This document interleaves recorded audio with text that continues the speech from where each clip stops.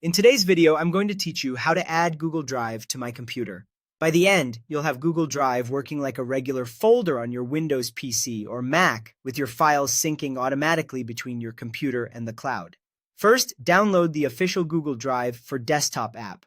Open your web browser and go to google.com/drive/download. This is the trusted source, and it's important to use the official page to avoid any unwanted software. On that page, choose Download for Windows if you're on a PC, or the Mac option if you're on a Mac. Your browser will begin downloading the installer. If you're not sure where it's saved, check your Downloads folder. When the download is complete, open the installer.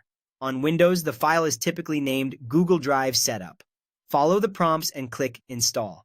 You may be asked to allow the app to make changes to your device. That's normal for system-level apps.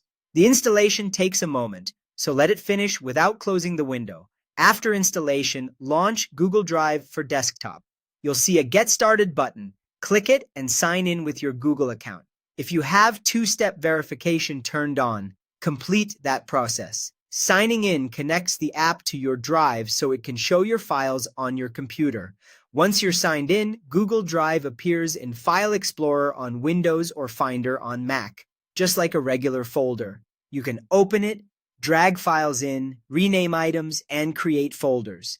Anything you change here will sync automatically to the cloud and to your other devices using the same account. During setup, you can choose how files are stored on your computer.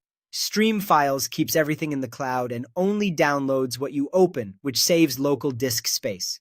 Mirror Files keeps full copies on your computer so everything is available offline, which uses more space but is great if you often work without internet. You can adjust this later in the app's preferences if your needs change. Look for the Google Drive icon in your system tray on Windows or the menu bar on Mac. Clicking it shows sync status, recent activity, and quick access to preferences. If you're using streaming, you can right-click specific files or folders and choose to make them available offline for travel or spotty connections. That's it. You now have Google Drive working like a native folder with automatic syncing, easy uploads, and seamless edits right from File Explorer or Finder. Thanks for watching, and enjoy a cleaner, smarter way to keep your files in sync.